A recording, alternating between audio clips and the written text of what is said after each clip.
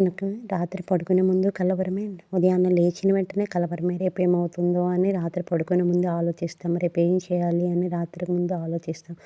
అలాగే ఉదయాన్నే లేచిన వెంటనే అయ్యో! ఈరోజంతా ఎలా ఉంటుందో అని ఆలోచిస్తే బాధపడతాం. అంతేగాని దేవుడి మీద ఆనుకుని ఈరోజంతట్లో దేవుని కాపుదల, భద్రత మనకుండాలని ఆ క్షణంలో మనకనిపిస్తుందో లేదో తెలీదు. కానీ ప్రార్థన చేసినప్పుడు సమస్తము పొందుకుంటాము.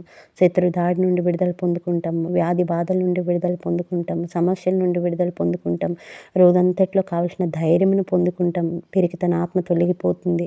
ఇవన్నీ ఎలా సాధ్యమంటే దేవుని మందిరంలో గడిపినప్పుడు, దేవుని సన్నిధిలో అనుభవించినప్పుడు, దేవుని వాక్యాన్ని చదివినప్పుడు అది మనకి ధైర్యం ఇచ్చి నిబ్బరపరుస్తుంది. దావీదు కూడా అలాగే శత్రు దాడిలో ఉన్నప్పుడు చుట్టుముట్టి శత్రువులు తనను తరుముతున్నప్పుడు అరణ్యంలో తను భయపడకుండా అరణ్యంలో పారిపోతున్నప్పటికీ నా దేవుడు నాకు తోడున్నాడని దేవుడి మీద ఆధారపడ్డాడు. ప్రతి క్షణము అలా శత్రుదాడి వచ్చినప్పుడు మొదట భయపడ్డాడు. కానీ దేవుని సన్నిధిలో గడిపినప్పుడు ఆ ధైర్యాన్ని పొందుకున్నాడు.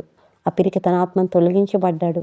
అలాగే శత్రుదాడి నుండి కూడా విడుదల పొందుకున్నాడు. ఏమని అంటున్నాడంటే, నాకు ధైర్యము దేవుడే అని చెప్తున్నాడు. నేను నిబ్బరంగా ఉంటానని చెప్తున్నాడు. నా హృదయంలో నిబ్బరం ఉంటుంది, కలవరం లేదని చెప్తున్నాడు.